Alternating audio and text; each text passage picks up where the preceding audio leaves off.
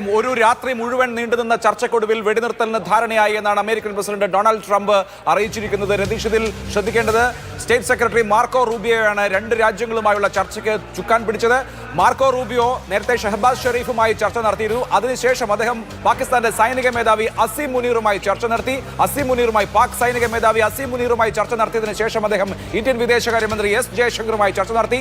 ഇന്ത്യയുടെ position S Jaishankar American സംഘത്തെ അറിയിച്ചത്, അമേരിക്കയുടെ സ്റ്റേറ്റ് സെക്രട്ടറിയെ അറിയിച്ചത്, ഇന്ത്യ എല്ലാ കാലത്തും റെസ്പോൺസിബിളും മെഷേർഡുമായിട്ടുള്ള നിലപാടുകളാണ് എടുക്കാറുള്ളത്, ഇപ്പോഴും അങ്ങനെ തന്നെയാണ് എന്നുള്ളതാണ്. അതായത് വളരെ വ്യക്തമായി അസന്നിഗ്ധമായി ഇന്ത്യ ഉത്തരവാദിത്വമുള്ള ഒരു രാജ്യമാണ്, സമാധാനത്തോട് കമ്മിറ്റ്മെന്റ് ഉള്ള ഒരു രാജ്യമാണ് എന്ന് മാർക്കോ റൂബിയോയോട് എസ് ജയശങ്കർ പറഞ്ഞു. തുടർന്ന് പാകിസ്ഥാന്റെ പ്രകോപനം ഒഴിവാക്കാനായി സ്വാഭാവികമായും മാർക്കോ റൂബിയോയും അമേരിക്കയിലെ മറ്റു ഉന്നത ഉദ്യോഗസ്ഥരും പാകിസ്ഥാനുമായി ബന്ധപ്പെട്ട് കാണണം. എന്തായാലും American state secretary Marco Rubio മുന്നിൽ നടത്തിയ ചർച്ചയാണ് നിർണായകമായ ബ്രേക്ക് ത്രൂവിലേക്ക് എത്തിയത്. അതിൽ നമുക്കറിയാം പാകിസ്ഥാന്റെ ഇന്ത്യൻ സിവിലിയൻ ഭരണകൂടത്തോടാണ്, ഇന്ത്യയുടെ വിദേശകാര്യമന്ത്രി എസ് ജയശങ്കറിനോടാണ് അമേരിക്കൻ സ്റ്റേറ്റ് സെക്രട്ടറി സംസാരിച്ചത്. ഇന്ന് നിർണായകമായ ബ്രേക്ക് ത്രൂവിനായി പാകിസ്ഥാൻ സൈന്യത്തോട് നേരിട്ട് സംസാരിച്ചു. അതൊരു പ്രകടമായ മാറ്റമാണ്. പാകിസ്ഥാന്റെ സിവിലിയൻ ഭരണകൂടത്തോട് മാത്രമല്ല, പാകിസ്ഥാൻ സൈന്യത്തോട് American state secretary Marco Rubio നേരിട്ട് സംസാരിച്ചു. അങ്ങനെ സാധാരണ നിലയിൽ സൈനിക മേധാവിയുമായി നേരിട്ട് സംസാരിക്കലല്ലോ, അവിടുത്തെ പ്രധാനമന്ത്രിയായോ അല്ലെങ്കിൽ വിദേശകാര്യ മന്ത്രിയുമായോ ആയിരിക്കും സാധാരണ നിലയിൽ ചർച്ച നടക്കുക. അപ്പോൾ തന്നെ ഒരു വലിയ അസ്വാഭാവികത ഉണ്ടായിരുന്നു. ചിലത് സംഭവിക്കാൻ പോകുന്നു എന്ന സംശയം അപ്പോൾ തന്നെ ഉണ്ടായിരുന്നില്ലേ?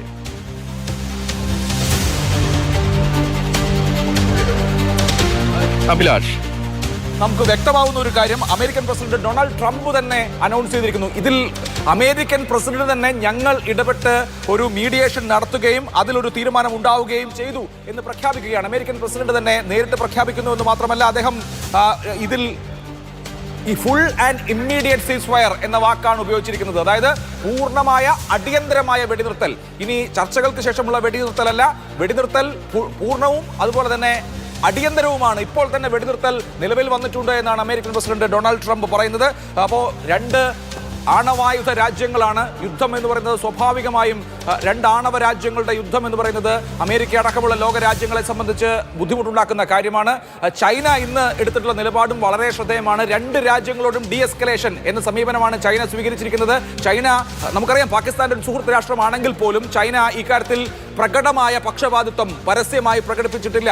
ഇന്ന് G7 രാജ്യങ്ങൾ രണ്ട് രാജ്യങ്ങളോടും, ഇന്ത്യയോടും പാകിസ്ഥാനോടും സംയമനത്തിന് ആവശ്യപ്പെട്ടിരുന്നു, ഡി എസ്കലേഷൻ ആവശ്യപ്പെട്ടിരുന്നു. അപ്പോൾ G7 രാജ്യങ്ങൾ അതുപോലെ തന്നെ ഇന്ന് എസ് ജയശങ്കറുമായി ബ്രിട്ടന്റെ വിദേശകാര്യമന്ത്രിയും ഡേവിഡ് ലാമയും സംസാരിക്കുകയുണ്ടായി. അപ്പോൾ ബ്രിട്ടൻ, അമേരിക്ക, G7 രാഷ്ട്രങ്ങൾ മൊത്തമായി, പിന്നെ അതുപോലെ തന്നെ ചൈന എടുത്തിട്ടുള്ള ന്യൂട്രൽ സ്റ്റാൻഡും, ഇതെല്ലാം കൂടി ആഗോളതലത്തിൽ ഇന്ത്യ പാകിസ്ഥാൻ സംഘർഷത്തിന് സമവായത്തിലൂടെയുള്ള ഒരു പരിഹാരം എന്ന നിലയിലേക്ക് നയിച്ചു. അമേരിക്കയുടെ മുൻകൈയിലാണ് ചർച്ച നടന്നത്. അതിൽ അമേരിക്കൻ സ്റ്റേറ്റ് സെക്രട്ടറി മാർക്കോ റൂബിയോയാണ് ചർച്ചകൾ ഏകോപിപ്പിച്ചത്. പാകിസ്ഥാന്റെ സൈന്യത്തെ കൺവിൻസ് ചെയ്യുക എന്നുള്ളതായിരിക്കാം സ്വാഭാവികമായും അതിൽ ഏറ്റവും വലിയ ഒരു വെല്ലുവിളി. ഇപ്പോൾ ഇന്ത്യൻ സിവിലിയൻ ഭരണകൂടത്തെ സംബന്ധിച്ച് ഇന്ത്യ ഒരു ജനാധിപത്യ രാജ്യമാണ്. ഇന്ത്യയിലെ ഭരണകൂടം ലോക ജനാധിപത്യത്തോട് ഉത്തരവാദിത്വമുള്ളൊരു രാഷ്ട്രമാണ്. അത് തന്നെയാണ് എസ് ജയശങ്കർ അമേരിക്കയോട് പറഞ്ഞതും. ഞങ്ങളൊരു റെസ്പോൺസിബിൾ കൺട്രിയാണ്, മുമ്പുമായിരുന്നു ഇപ്പോഴുമാണ്. ഇന്ത്യ വളരെ റെസ്പോൺസിബിൾ ആയിട്ടുള്ള വളരെ ഉത്തരവാദിത്വമുള്ളൊരു രാജ്യമാണ് എന്ന് തന്നെയാണ് എസ് ജയശങ്കർ പറഞ്ഞത്. അത് ഇന്ത്യയുടെ സീസ് ഫയറിനോടുള്ള അതല്ലെങ്കിൽ വെടിനിർത്തലിനോടുള്ള കമ്മിറ്റ്മെന്റ് ആയി തന്നെ നമുക്ക് കാണാം. പാകിസ്ഥാനെ അമേരിക്ക കൺവിൻസ് ചെയ്തിരിക്കാം. ഒരു ന്യൂക്ലിയർ വാറിലേക്ക് പോയാൽ എൻ വേർഡ് എന്നുള്ളത് പാശ്ചാത്യ രാഷ്ട്രങ്ങളെ സംബന്ധിച്ച് നമുക്കറിയാം. പാകിസ്ഥാൻ ആവശ്യപ്പെട്ടൊരു കാര്യം കൂടി ഉണ്ടായിരുന്നു അമേരിക്കയോട്. ട്രംപ് ഇടപെട്ട് മോദിയോട് സംസാരിച്ചുകൊണ്ട് ഈ പ്രശ്നം ഒന്ന് അവസാനിപ്പിക്കണമെന്ന് പാകിസ്ഥാൻ ഒരു ഘട്ടത്തിൽ പറയുന്ന ഒരു സാഹചര്യവും ഉണ്ടായിരുന്നു. അപ്പൊ തന്നെ അഭിലാഷ് സൂചിപ്പിച്ച പോലെ തന്നെ സ്റ്റേറ്റ് സെക്രട്ടറി ഒപ്പം പാകിസ്ഥാന്റെ അമേരിക്കൻ വൈസ് പ്രസിഡന്റ് ഉൾപ്പെടെ ഈ വിഷയത്തിൽ ഇടപെടുന്ന ഒരു സാഹചര്യം നമ്മൾ കണ്ടു. ഇടപെട്ടുകൊണ്ട് ആദ്യഘട്ടത്തിൽ ലജ്ജാകരമെന്ന് ട്രംപ് പറയുന്നത് നമ്മൾ കേട്ടു. ഒടുവിൽ വൈസ് പ്രസിഡന്റ് ഇന്നലെ സംസാരിച്ചത് ഇത് ഞങ്ങളുടെ വിഷയമല്ല, നൺ ഓഫ് അവർ ബിസിനസ് എന്ന് പറയുമ്പോഴും ഇന്ത്യ പോരാടുന്നത് ഭീകരവാദത്തിനെതിരെയാണ് എന്നുള്ള കാര്യം അവർ പറഞ്ഞു വെക്കുന്നുണ്ട്.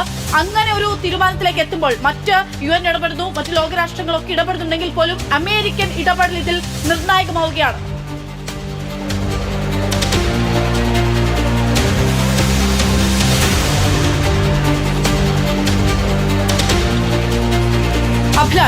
തീർച്ചയായിട്ടും അക്ഷയ, ഇപ്പോൾ American president Donald Trump truth social എന്ന അദ്ദേഹത്തിന്റെ സോഷ്യൽ മീഡിയ പ്ലാറ്റ്ഫോമിലാണ് ആദ്യം ഈ അനൗൺസ്മെന്റ് നടത്തിയത്. അതിനുശേഷം അദ്ദേഹത്തിന്റെ എക്സ് അക്കൗണ്ടിലും ട്രൂത്ത് സോഷ്യലിലെ അദ്ദേഹത്തിന്റെ ഈ പരാമർശം അദ്ദേഹത്തിന്റെ ഈ അനൗൺസ്മെന്റ് വന്നിട്ടുണ്ട്. ഞാൻ അമേരിക്കൻ പ്രസിഡന്റിന്റെ ആ സന്ദേശം അമേരിക്കൻ പ്രസിഡന്റ് പറഞ്ഞത് എന്താണെന്ന് വായിക്കാം. After a long night of talks mediated by the United States, I am pleased to announce that India and Pakistan have agreed to a full and immediate ceasefire. Congratulations to both countries on using common sense and great intelligence. Thank you for your attention to this matter.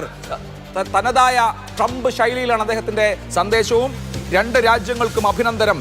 ഇപ്പോൾ common sense കാണിച്ചതിന്, ഇപ്പോൾ സാമാന്യ ബുദ്ധി കാണിച്ചതിന് ഞാൻ രണ്ട് രാജ്യങ്ങളെയും അഭിനന്ദിക്കുന്നുവെന്ന് Donald Trump പറയുന്നു. ഒരു രാത്രി മുഴുവൻ നീണ്ട ചർച്ചകൾക്കൊടുവിലാണ് അമേരിക്കയുടെ മധ്യസ്ഥതയിൽ, വളരെ കൃത്യമായി അദ്ദേഹം പറയുന്നുണ്ട്, അമേരിക്കയുടെ മധ്യസ്ഥതയിലാണ് ഇങ്ങനെ ഒരു സീസ് ഫയർ തീരുമാനം ഉണ്ടായിരിക്കുന്നത്. നമ്മൾ ശ്രദ്ധിക്കണം, കശ്മീർ വിഷയത്തിൽ മൂന്നാം കക്ഷി ഇടപെടൽ ഇന്ത്യ ഒരു കാരണവശാലും ഒരു കാലഘട്ടത്തിലും അംഗീകരിക്കുന്ന കാര്യമല്ല. ഇത് കശ്മീർ വിഷയമല്ല, മൂന്നാം കക്ഷി ഇടപെടൽ എന്നുള്ള നിലയിൽ നമുക്ക് ഇതിനെ കണ്ടുകൂടാ. ഇത് രണ്ട് രാജ്യങ്ങളും തമ്മിലുള്ള സംഘർഷം, രണ്ട് ന്യൂക്ലിയർ നൈബേഴ്സ് തമ്മിലുള്ള, രണ്ട് ആണവ ശക്തികൾ തമ്മിലുള്ള ഈ സംഘർഷം കുറയ്ക്കാനുള്ള, ഡി എസ്കലേഷനുള്ള വഴി എന്നുള്ള നിലയിലാണ് നമ്മൾ ഈ സീസ് ഫയറിനെ കാണേണ്ടത്, ഈ വെടിനിർത്തലിനെ കാണേണ്ടത്. ഇന്ത്യ പാകിസ്ഥാൻ ബന്ധങ്ങളിലോ ഇന്ത്യ പാകിസ്ഥാൻ തർക്കങ്ങളിലോ ഉള്ള മൂന്നാം കക്ഷി ഇടപെടലല്ല, മറിച്ച് ഇപ്പോൾ ഇന്ത്യയും പാകിസ്ഥാനും തമ്മിൽ മൂർച്ഛിച്ചു നിൽക്കുന്ന യുദ്ധ സമാനമായ സാഹചര്യത്തിൽ ഒരു ഡി എസ്കലേഷന് വേണ്ടിയിട്ടാണ് അമേരിക്ക മധ്യസ്ഥം വഹിച്ചിട്ടുള്ളത്. വളരെ പ്രധാനപ്പെട്ട തീരുമാനം, വളരെ പ്രധാനപ്പെട്ട ഒരു അനൗൺസ്മെന്റ് ആണ് അമേരിക്കൻ പ്രസിഡന്റ് ഭാഗത്ത് നിന്ന് ഉണ്ടായിരുന്നത്.